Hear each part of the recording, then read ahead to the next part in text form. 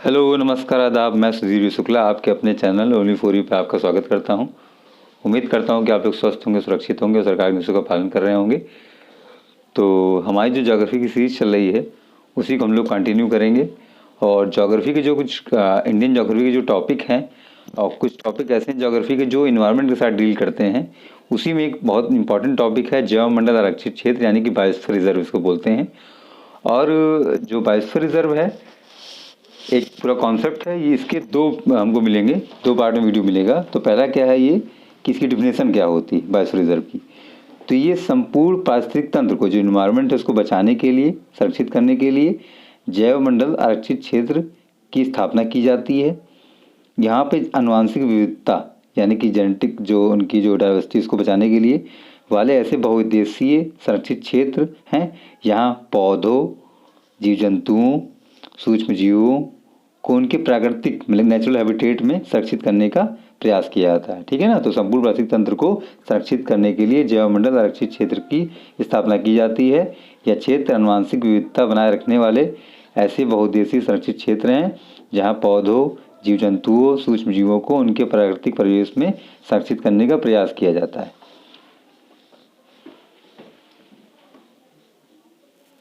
यहाँ लोगों को उससे संबंधित प्रशिक्षण भी दिया जाता है। साथ ही जैव विविधता तथा पारिस्थितिक तंत्र के प्राकृतिक स्वरूप को बनाए रखने का प्रयास भी किया जाता है। तो आप देख रहे हैं यहाँ पौधों, जीव जंतुओं, सूक्ष्म जीवों और उनको प्राकृतिक परिवेश में संरक्षित करने का प्रयास किया जाता है। इसका मेन मोटिव क्या है या उद्देश्य क्या है वो हम देख लेते हैं। इसका जो मोटिव है, पौधों, जीव जंतुओं, सूक्ष्म जीवों को के विविधता का दीर्घकालीन संरक्षण करना, जैव संसाधन का उचित प्रबंधन करना, शिक्षा, जागरूकता तथा प्रशिक्षण व शोध कार्य को बढ़ावा देना और जैव विविधता के क्षेत्र में अंतर्राष्ट्रीय सहयोग प्राप्त करना। ये अंतर्राष्ट्रीय सहयोग इस संदर्भ में कि जो यूनेस्को का प्रोग्राम है, MAB प्रोग्राम जो है, MAB man and biosphere program है, उसमें हमारे इंडिया में 18 बायोस्फीयर रिजर्व हैं। 18 में जो 12 हैं वो एक पूरी चेन बनी वर्ल्ड में कि नेचुरल हैबिटेट को बचाने के लिए, वो है अंतर्राष्ट्रीय सहयोग प्राप्त करना, ये चीज़ है। अब जो इसका वर्गीकरण किया जाता है तो 3 तरह से वर्गीकरण कर रखा है बायोस्फीयर रिजर्व का। उसमें 3 भाग हैं। पहला है केंद्रीय क्षेत्र यानी कि कोर एरिया, दूसरा बफर क्षेत्र और तीसरा है संक्रमण क्षेत्र। ठीक है ना। तो जैव मंडल आरक्षित क्षेत्र के 3 भाग हैं, core area, buffer area and संक्रमण क्षेत्र। अब हम बात करते हैं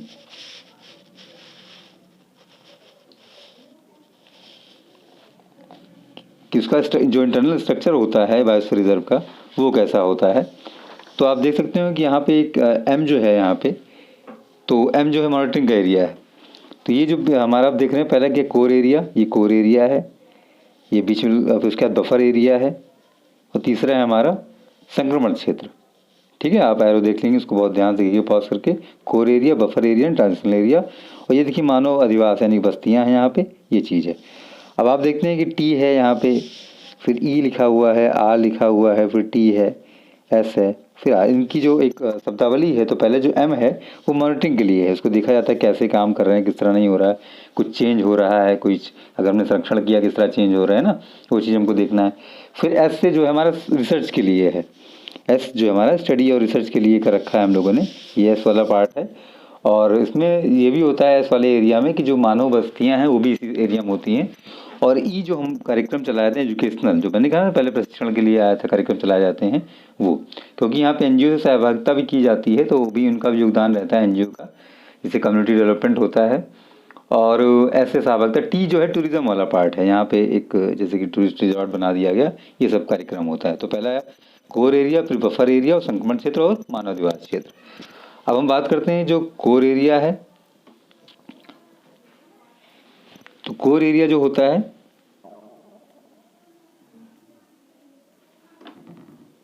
तो कोर एरिया की परिभाषा क्या है? प्राकृतिक या केंद्रीय परिक्षेत्र बाधा रहित प्राकृतिक रूप से संरक्षित होता है। यह क्षेत्र जैव विविधता के संरक्षण के लिए अत्यंत उपयोगी होता है। यहाँ पर विनाश रहित अनुसंधान कार्य तथा कम संगठन वाली आर्थिक क्रियाओं को संचालित किया जाता है। तो ये कहाँ पे? कोर एरिया में। किस भाग में करते हैं? इसमें कोर एरिया में संचालित करते हैं कि मतलब कि बहुत ज़्यादा विनाश ना हो जाए, तुरंत जो नेचुरल हैबिटेट जो मेन मोटिव है वही यहाँ पर किनारे हो जाए। ठीक है ना। तो ये ऐसा मामला है यहाँ पे। प्रकृति का केंद्रीय प्रक्षेत्र बाधा रहित या प्राकृतिक रूप से संरक्षित होता है। यह क्षेत्र जैव विविधता के संरक्षण के लिए अत्यंत उपयोगी होता है। यहाँ पर विनाश रहित अनुसंधान कार्य तथा कम संगठन वाली आर्थिक क्रियाओं को संचालित किया जाता है। अब बफर एरिया में क्या होता है? यह क्षेत्र केंद्रीय परिक्षेत्र के चारों तरफ होता है।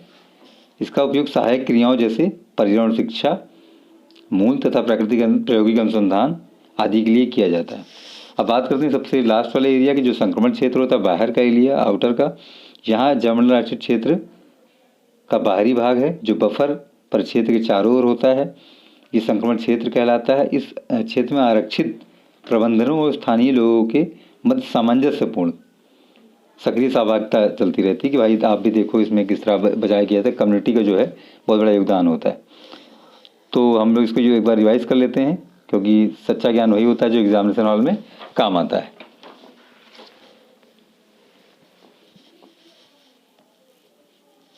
तो इसकी जो डिफिनेशन है, संपूर्ण पारिस्थितिक तंत्र को संरक्षित करने के लिए पारिस्थितिक तंत्र को इसमें जैवमंडल आरक्षित क्षेत्र की स्थापना की जाती है। इसमें आनुवंशिक विविधता बनाए रखने का वाली बहुउद्देशीय संरक्षित क्षेत्र जैसे पौधों, जीव जंतुओं, ये याद रखिए बहुत महत्वपूर्ण है। सूक्ष्म जीवों, यही भी डिवीजन कर सकते हैं कि पौधों के लिए है कि जीव जंतुओं के लिए है या उनके प्राकृतिक परिवेश के लिए है। प्राकृतिक परिवेश को संरक्षित करने का प्रयास किया जाता है।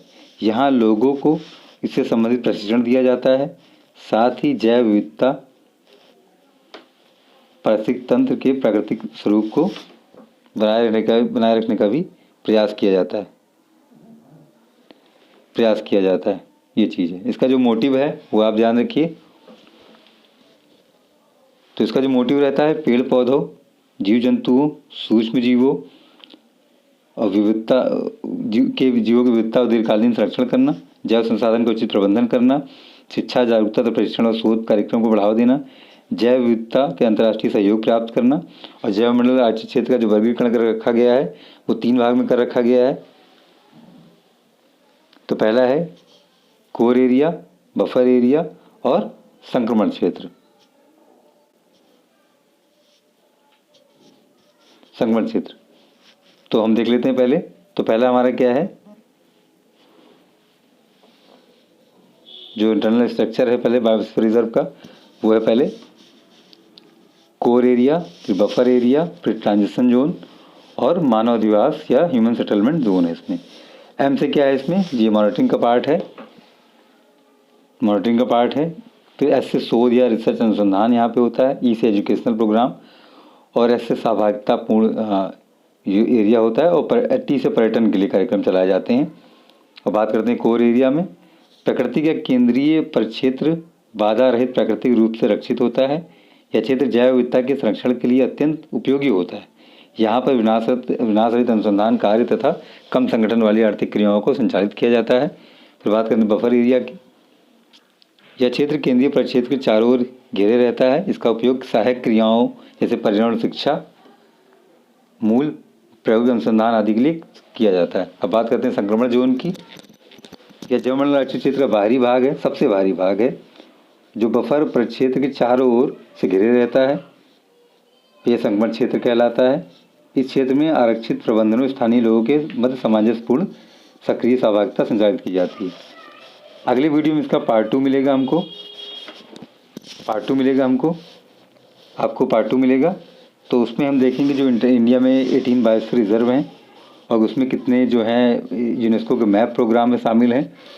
तो तब तक आप लोग पढ़ते रहिए और आप लोग को गणतंत्र दिवस की एडवांस शुभकामनाएं। जय हिंद, जय भारत। और इसी मंगल कामना के साथ चलता हूँ कि हमारा आने वाला कल आज से बेहतर हो। धन्यवाद।